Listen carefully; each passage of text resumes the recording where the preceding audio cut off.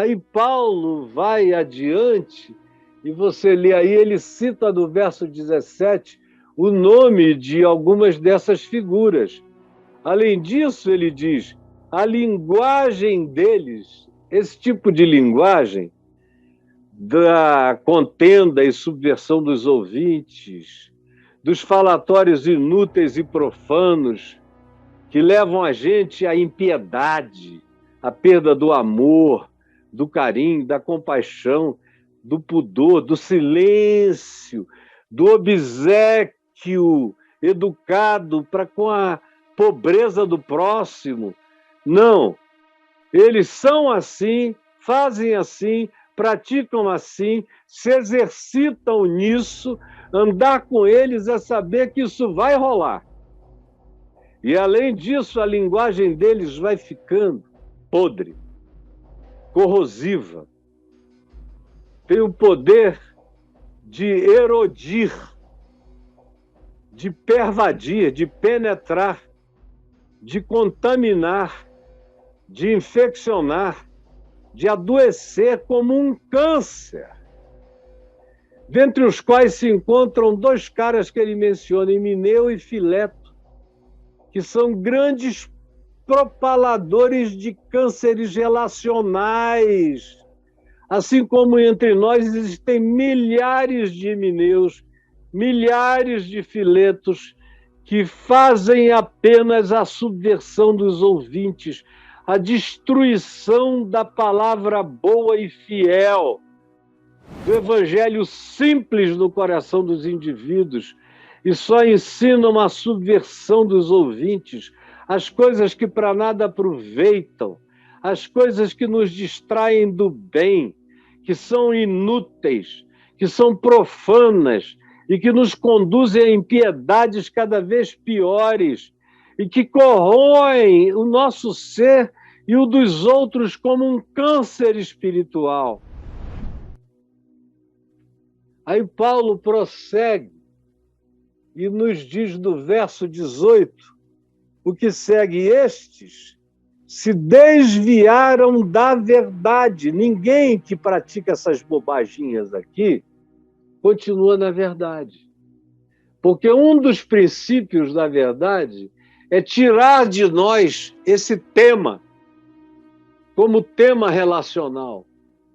Quem anda na verdade não anda em contendas de palavras, não busca aquilo que subverte a fé das pessoas, não procura, ao contrário, evita os falatórios inúteis, aquilo que profana o que havia de bom, de puro e de santo no coração do próximo e introduz no caráter um consentimento à impiedade no ser e introduz um câncer espiritual que vai devorando a gente ao mesmo tempo em que contamina outros e nos desvia da verdade. Nos desvia da verdade. E aí Paulo salta para o verso 22 e vem outro verbo de uma afirmação enorme que diz: foge, foge, larga, sai, escapa, sai daí. Foge também das paixões da mocidade, porque você se entrega a isso tudo, é corrompido por isso tudo, é subvertido por isso tudo, é relativizado por meio dessas coisas todas, perde a sensibilidade mental, emocional, espiritual, de caráter, vai sendo levado a uma cauterização cada vez mais insensibilizante, ou seja, uma impiedade cada vez mais adormecedora do ser. E o cara entra num estado de concessões pecaminosas que ele próprio nem sente, nem percebe, porque quem abandona o cuidado com a sua mente, com a seletividade do que ouve e do que acolhe, e com a emocionalidade do que guarda, quem se torna concessivo em relação a isso, o próximo passo é mergulhar nas paixões. Você começa admitindo a linguagem de contenda. E você vai se viciando na sequência. Chega uma hora que o teu caráter já está tão esfacelado, você já admitiu tanta maldade, a piedade já entrou em falência dentro de você, a impiedade ganhou musculatura crescente em você, que fazer uma concessão para as paixões é tolice, é extensivo, é uma concessão contínua, praticamente natural. E Paulo diz: foge, foge. E tenta andar com quem segue a justiça, a fé, o amor, a paz. Anda com os que de coração puro invoquem o nome do Senhor. Porque se vocês continuarem andando, ouvindo, seguindo, atendendo todas essas ideias que propalam por aí aos milhões, a minoria é que ensina outra coisa, a maioria está nessa. E nesses dias, quem não for assim, como Himeneu e Fileto, não arregimenta a gente. Se você for puro como um Timóteo, você tem poucos likes e poucos seguidores, porque a mente da grande maioria foi subvertida, foi corrompida, está adoecida, se desagrada da verdade, como semana passada eu disse, dá coceira nos ouvidos, como Paulo afirmou aos Tessalonicenses e a Timóteo. É coceira que eles não suportam nos próprios ouvidos. Então, foge, é o que Paulo diz, foge desses. Aí ele prossegue e olha o verso 23, o que ele diz: não só foge, mas também repele. Repele. É algo para dizer sai, é para expulsar,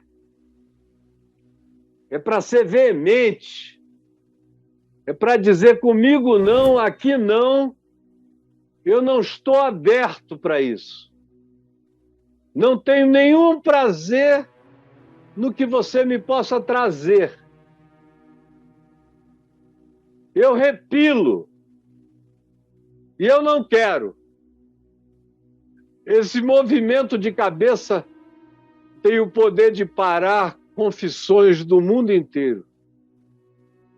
Você tem que aprender a coragem da repelência. E você tem que aprender o olhar e o rosto de quem repele, de quem censura. E se o outro não entender, você tem que ter a coragem de dizer: aqui não, comigo não. Eu não tenho nenhum prazer nesses assuntos. Repele as questões insensatas. O cara vem querendo te trazer doutrinas, novas revelações, novos moveres, novas compreensões, novo evangelho, novo acréscimo. O que quer que tragam, repila. Repila. E aí, nesse sentido, eu me ofereço como exemplo para você em quem essas coisas nunca se criaram, nem se criarão. E os que as promovem fogem de mim, porque sabe que elas serão repelidas. Essas questões insensatas e absurdas, pois sabes que elas só engendram contenda. É de contenda em contenda, de guerra em guerra, de briga em briga, de choque em choque, de atrevimentos em atrevimentos, de impropérios em impropérios, de palavras torpes em palavras torpes, de gritos e acusações que elas se alimentam. Então, repila, tenha coragem de dizer não, aqui não. Aqui isso não se cria. Vá se criar em outro lugar.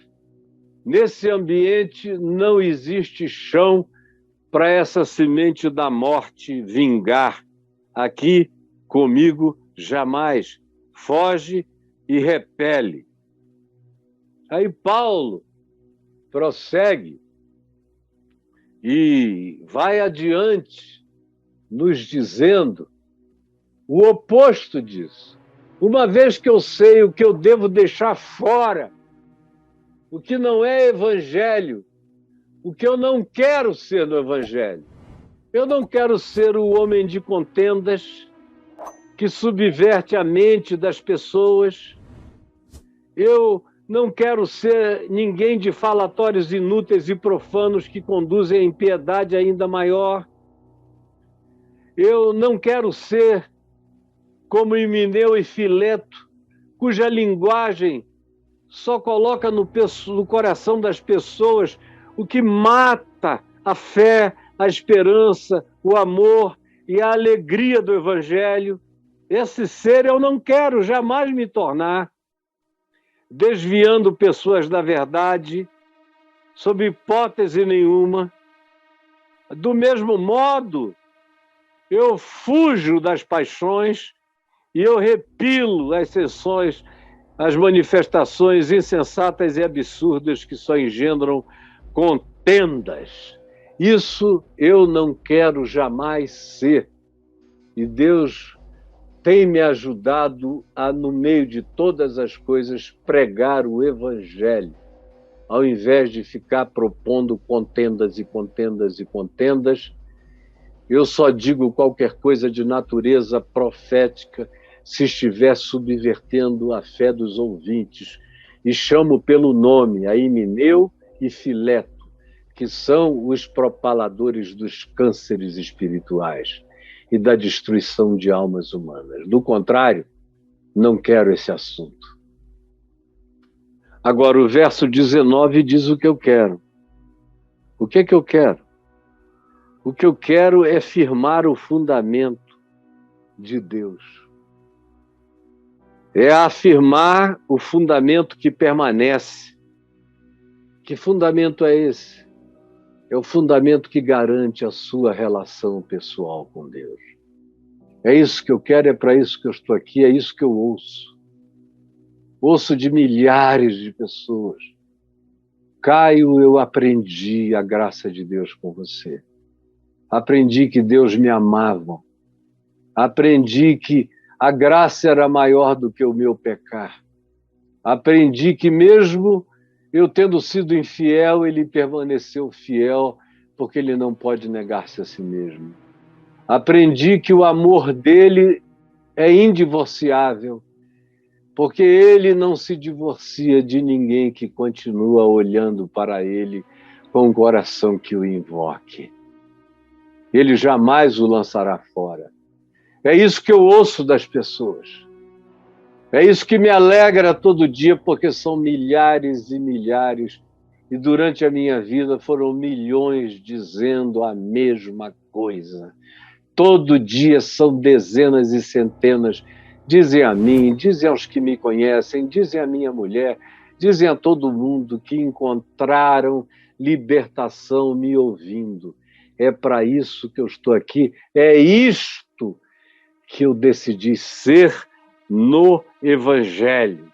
Essa é a minha decisão. Eu quero ensinar as pessoas a saberem a quem elas pertencem e como esse pertencimento não tem volta. Eu quero ensinar as pessoas a apartarem-se da injustiça e professarem o nome do Senhor Jesus em pureza, santidade, quebrantamento e entrega. É isso que eu quero ser no Evangelho, é só isso. Eu não tenho nenhuma vontade superior a esta. E a minha oração é: faze isto de mim e em mim para todo ser humano que se aproxime de mim e que venha a te invocar com relação à palavra que em teu nome eu tenho dito e eu tenho pronunciado, Senhor Jesus. E aí você vê daí em diante o que Paulo diz dos versos 24 em diante. Ora, é necessário que o servo do Senhor, que não é o cara das contendas, nem da subversão dos ouvintes, nem dos falatórios inúteis e profanos, que só conduzem à impiedade maior. É o oposto disso. A linguagem dele cura, não adoece, leva a uma piedade cada vez maior e não a impiedades horrorosas. Coloca no coração do indivíduo a certeza de que ele pertence a Deus e ele é indivociável do amor unilateral de Deus e que a vocação dele é se apartar da injustiça e confessar o nome do Senhor com verdade, santidade e coerência. E aí, do verso 23, 24 em diante, Paulo diz: ora, é necessário. O que você quer ser no Evangelho? É necessário que você saiba o que não ser e é necessário que você saiba o que ser. Paulo nos afirma: é necessário que o servo do Senhor não viva a contender. Escapar de todas as contendas nem sempre é possível. Jesus teve que responder algumas vezes, mas na maioria ele deu as costas e saiu. Foi só no final das vésperas da morte, já nos arredores de Jerusalém, que ele respondeu às perguntas cretinas com respostas divinas. Até que isso levou à morte. Mas ele tinha dito: é chegada a hora. Antes de ser chegada aquela hora, ele não entrou em arapuca de ninguém. É necessário que o servo do Senhor não viva a contender. E sim, ele deve ser brando, deve ser carinhoso, deve ser tratável, deve ser generoso, deve ser idôneo, deve ser de palavra, deve ser de boa fama, deve receber louvor de quem quer que com ele conviva e o perceba. É isso que ele deve buscar ser, sem ser um ser de divisões e de contendas, deve buscar ter um coração brando para com todos. Todos, de saída, quem quer que o procure vai encontrar brandura. E se quiser falar em brandura, só terá brandura, a menos que perca a cabeça e queira contender loucamente. Será exortado e será repelido. Mas, do contrário, será acolhido com brandura, com mansidão, porque é necessário que o servo do Senhor seja apto, treinado, preparado, instruído, capacitado, potencializado a instruir com paciência, disciplinando. Quando ele disciplina, quando ele exorta, ele faz isso com amor, faz isso com mansidão, faz isso com brandura. Ele se opõe àqueles que vêm a ele se opor, mas faz isso com brandura, com mansidão, na expectativa de ganhar aquele coração, na expectativa de que Deus conceda não só o arrependimento àqueles que são os contenciosos, subversivos da fé genuína, que são os dos falatórios inúteis e profanos, que são os das linguagens corrosivas como câncer, que são os que promovem a dissimulação das paixões envolventes, que são aqueles que só induzem ao erro, que se não são repelidos engendram contenda onde chegam. Paulo diz: Se eles chegarem, tratam-os com mansidão, com brandura, de início. Se eles encontrarem um lugar de arrependimento e desejarem o pleno conhecimento da verdade e disserem, eu quero aprender o Evangelho, tu ganhaste o teu irmão.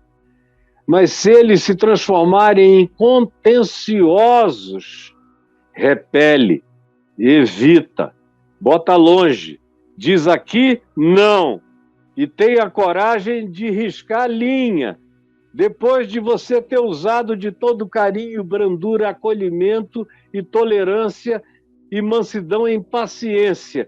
Se não houver a adesão e houver a persistência na insistência cancerígena da maldade, repele.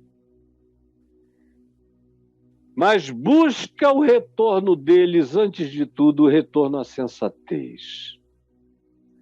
Livrando-se eles dos laços do diabo, porque quem vive nesse espírito pode estar fazendo teologia, apologia, filosofia, psicologia, ser líder de igreja, mas está amarrado, enredado na camisa de força dos laços do diabo.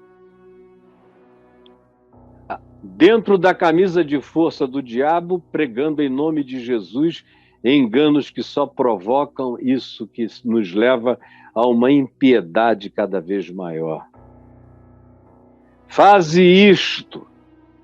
Usa o teu melhor espírito para ver se eles se convertem e ficam livres dos laços do diabo.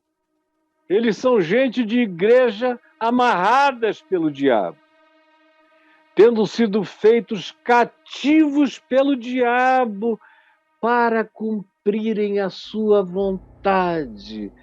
Pregadores de doutrinas do diabo, com a atitude do diabo, com as contendas do diabo, com as lascívias do diabo, com as arrogâncias do diabo, com as maldades diabólicas, com os fuxicos malignos, falando em nome de Deus o dia inteiro, subvertendo o coração de milhões, milhões e milhões, como hoje a gente vê que a grande maioria entrou em estado de subversão da sua própria fé.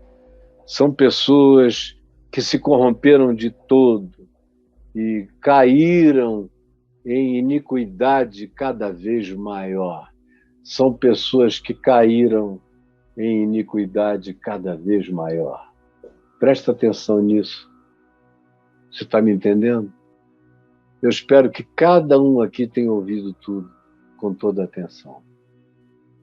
Senhor Jesus, eu falei o que eu vejo, o que eu sei, o que eu creio, o que eu pratico, o que eu experimento.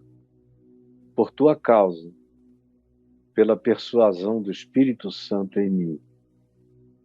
E eu peço que essa palavra vença a maldade corrosiva e cancerígena, que hoje atinge da metástase naquilo que eles chamam de igreja e que já não é corpo de Cristo, é corpo de muitos anticristos, é o corpo de muitos falsos profetas, é a organicidade do mal em profusão na terra.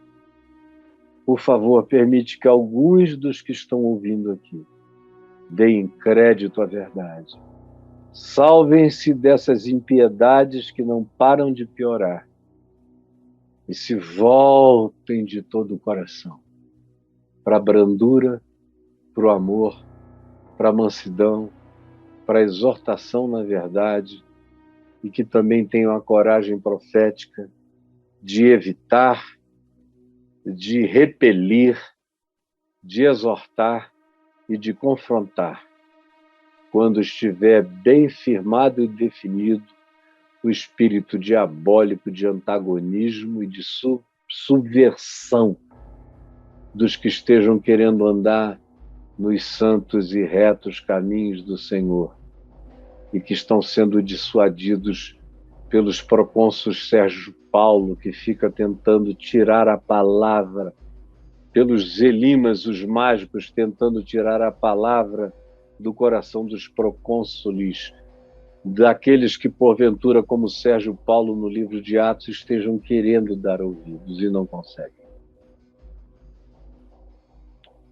Salva essa geração desses filhos do diabo, amarrados pelo diabo, ensinados pelo diabo, o espírito da contenda, da divisão, da morte e do ódio. É o que eu te imploro, em nome de Jesus. Amém e amém.